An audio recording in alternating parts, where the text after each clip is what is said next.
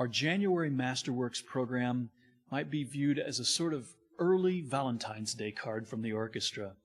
It features a progression of music that moves to higher and higher levels of passion throughout. It's also another installment in our year-long celebration of Beethoven. In fact, the title Immortal Beloved draws its name from a collection of writings by Beethoven that are considered among the most effusive love letters ever composed. The first half of the concert is conceived around these letters with a fusion of music and spoken text, while the second half draws us completely into a world of emotion in sound. It's a rich offering that just might set your heart aflame.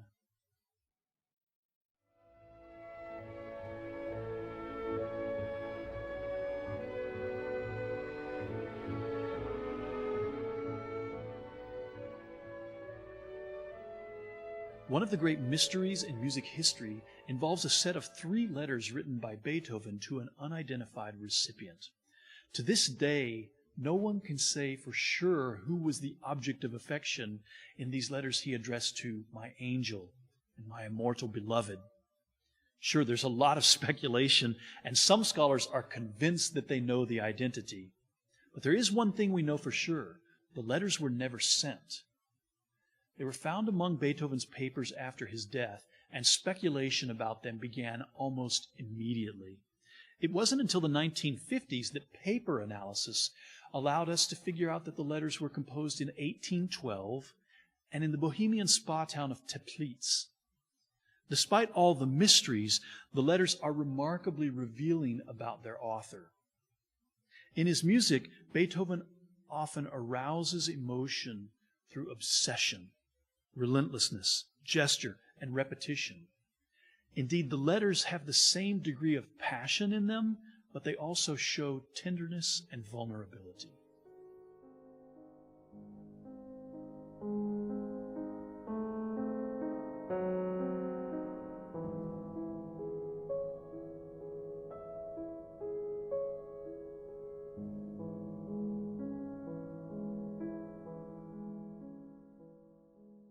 The first half of this program invites the listener to experience a fusion of words and music as conceived by Maestro Giunta and brought to life by the musicians and actors. It centers around the texts of Beethoven's letters, paired with 2 selections of his own music and framed by 2 other compositions that set and respond to the moods of these texts. An additional element is a group of responses to Beethoven's texts commissioned by the Des Moines Symphony Orchestra and written by me. As the author of these responses, my goal was not to speculate on the identity of the intended recipient, but rather to envision how Beethoven's messages, both in words and music, reach into the soul and speak of love and truth to anyone hearing them.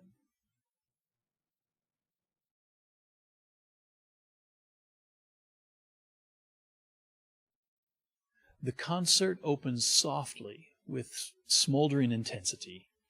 Dobrinka Tabakova's Dawn is a rather still composition that captures the image of sunrise by maintaining constant elements that are matched with other aspects that evolve and reveal themselves. When we watch a sunrise, we might notice how it is not so much a singular event as it is a process of becoming. The surroundings remain the same throughout, but details of the scene are unveiled as they are illuminated.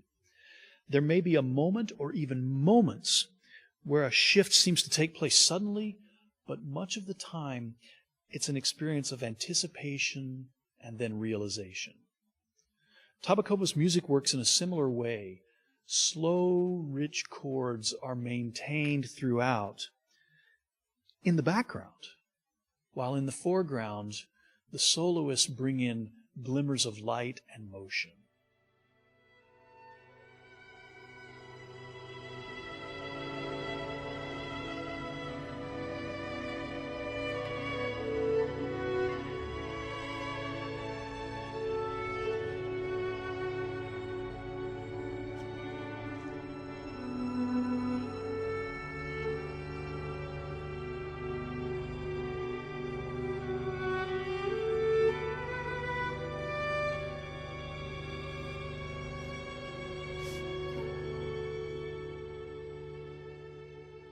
Eventually, that foreground with the soloist and other voices begins to move at a more consistent rate, and we get more illumination and detail. But those slow chords in the background remain as a constant, much like the scene that is revealed as the sun gradually rises. It's a brilliant portrayal of this phenomenon, and also a perfect way to begin this program by warming the passions.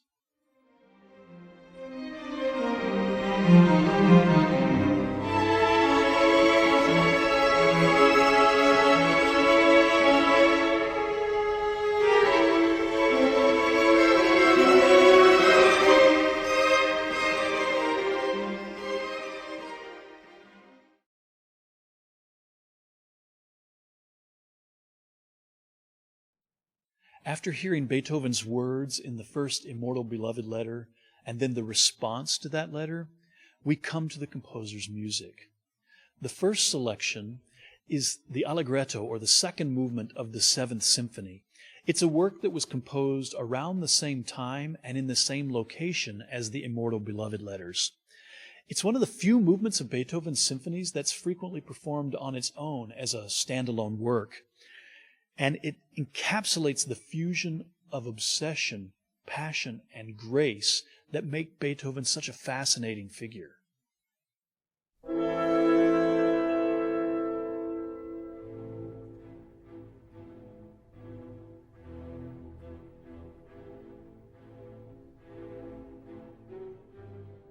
The music begins with instability on a chord that wants to resolve, but then is grounded by the entrance of the cellos and basses, who begin a relentless, pulsing, repeated rhythmic pattern.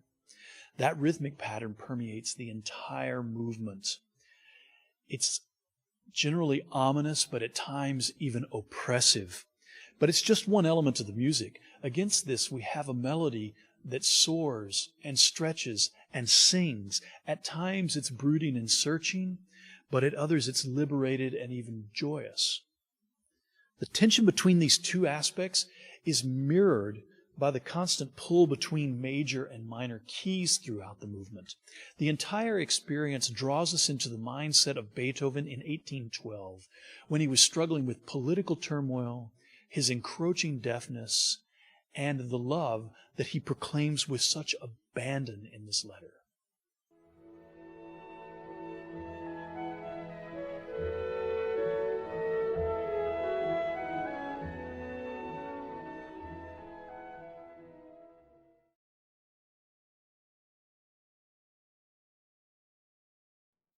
After the reading of the second letter and the response, we arrive at a more intimate example of Beethoven's music.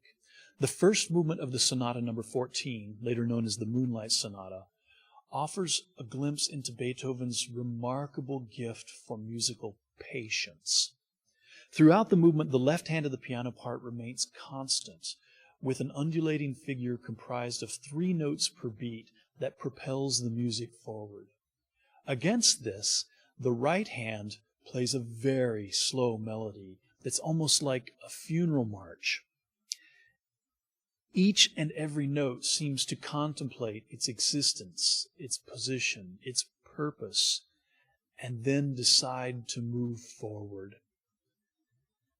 The resulting sense of perpetual anticipation is both delightful and disconcerting.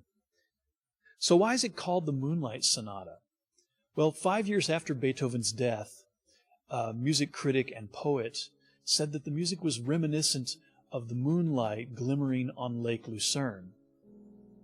And the name stuck. And does it matter that it's not Beethoven's title? Well, for some, it probably does. But if the image was so dissimilar with the music, it very likely probably wouldn't have stuck.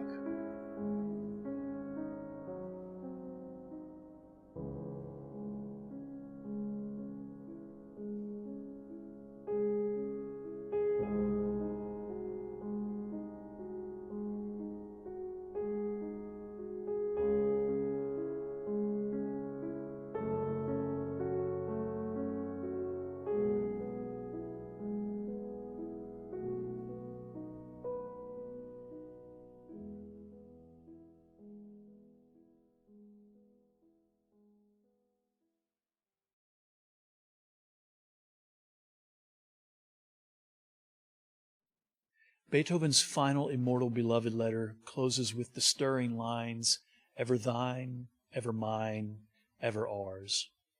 It's an effusion of love and passion that invites unabashed emotion in a way that only music provides. Augusta Olmos's La Nuit El Amor fits the bill perfectly. Olmos was a student of César Franck and a devotee of Richard Wagner, so she was steeped in romantic traditions and opera. La Nuit et l'Amour, or The Night and Love, was part of a larger-scale ode symphony, as she called it, a work for chorus, orchestra, and narrator. Whereas our program began with music that captured a scene through calm, gradual development, this work is completely driven by melody. It's an aria for instruments that flows forth with abandon. More than any other work on this program, this one simply sings.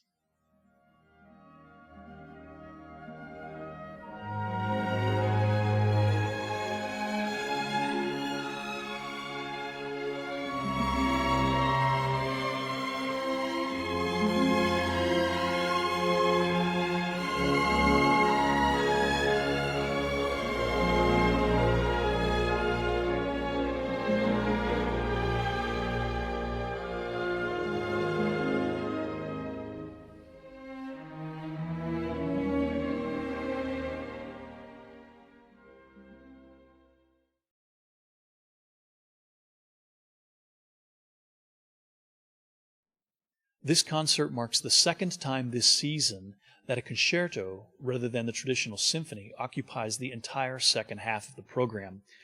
Like Beethoven's violin concerto, which we heard in Masterworks 3, Rachmaninoff's third piano concerto is truly symphonic in scale. It comes in at 40 to 45 minutes in duration, so it carries plenty of temporal heft. But it also features the large-scale structures and a range of styles and emotions that we come to expect from a Romantic-era symphony. But there's no question that this is a concerto, meaning that it is a way of showing off the skills of the soloist. And Rachmaninoff's third concerto does so in glorious fashion. In fact, its technical demands make it legendary. It's often referred to as the Mount Everest of piano concertos. Well, this shouldn't be surprising when we consider that Rachmaninoff himself is considered one of the greatest piano virtuosi in history. His prodigious musical and technical skills were also matched with natural gifts in the form of gigantic hands that could stretch 12 inches and play huge chords that most others couldn't imagine in a single hand. The third concerto is so challenging on both musical and technical levels that it took decades after its 1909 premiere before it made its way into the standard repertoire. But now, learning it is often considered a rite of passage for the virtuoso pianist.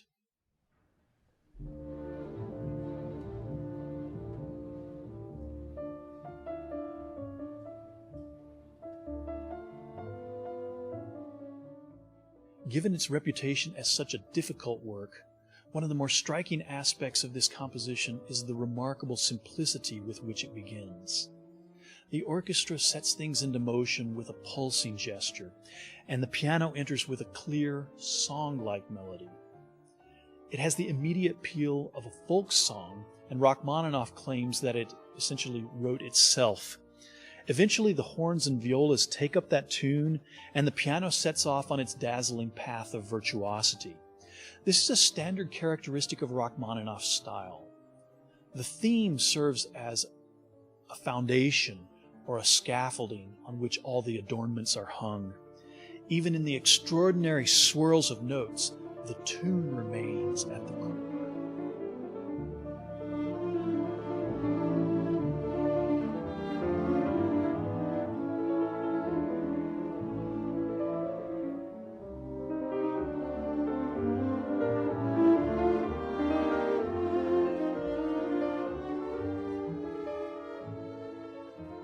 It doesn't take long for that opening material to evolve into impressive displays of pianistic pyrotechnics. But just as quickly, the music settles back down as a second theme is unveiled. This second theme begins choppy and march-like, as a dialogue between the piano and the orchestra, but it eventually gives way into a more expansive and lyrical version of itself.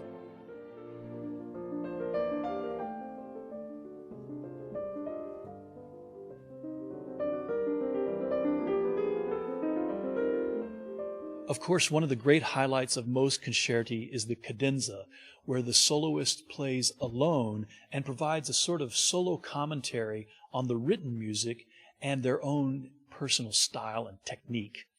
In the classical era, most cadenzas would have been improvised on the spot, but over time, more and more composers started writing out their cadenza for the soloist to perform. There's some advantage to that. For example, you get a greater degree of consistency between the cadenza and the rest of the music that way. And in this case, where the concerto was written both as a vehicle for demonstrating the composer's technique as pianist and composer, the cadenza provides an even deeper level of insight into its creator. It's also worth noting that Rachmaninoff didn't just write a cadenza for this first movement. In fact, he wrote 2 of them, so the soloist gets to choose which one they want to play.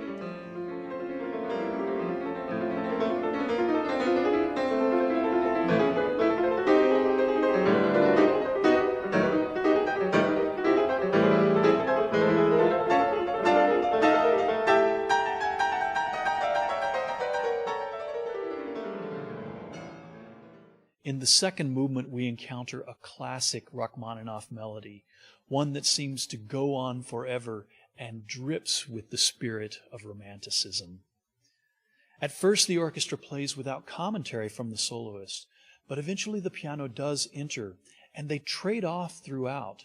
Often the orchestra leaves the piano alone for its most intimate, heartfelt moments. When the orchestra joins that solo texture, it does so to magnificent effect, elevating the music to new, unrestrained heights of passion.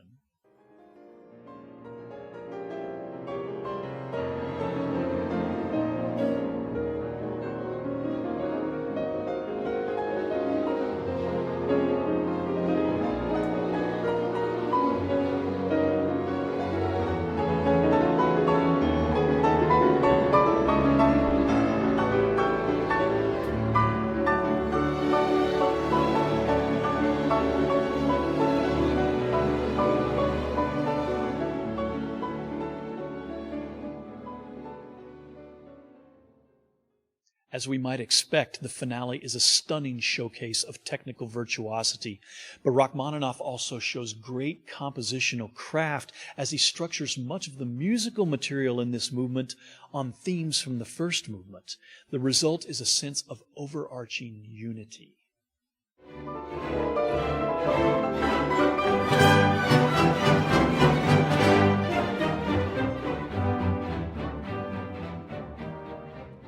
Note how that pulsing theme that opened the entire concerto and later was featured as a key component of the second theme in the first movement works its way back in the finale and haunts the background, sometimes even weaving its way into sparkling passages in the solo piano part.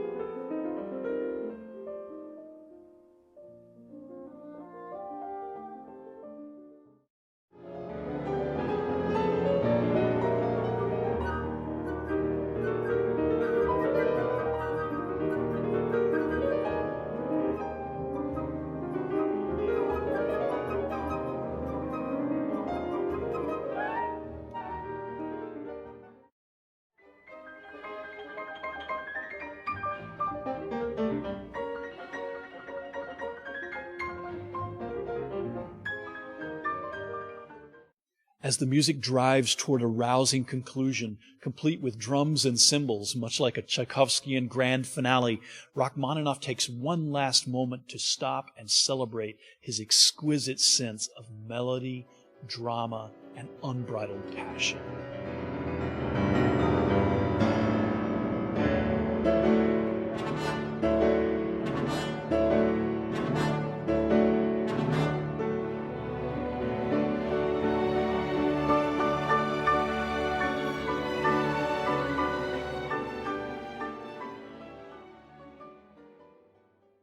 From the slow-building warmth of Tabakova's Dawn to the unrestrained romanticism of Rachmaninoff's Third Concerto, this program is guaranteed to be a profound emotional journey. To learn much more about the music on this program, its composers, and its historical context, please be sure to read Richard E. Rada's notes in the program book. And now, I invite you to join us, the Des Moines Symphony Orchestra and Maestro Joseph Junta, for our fourth Masterworks program, Immortal Beloved.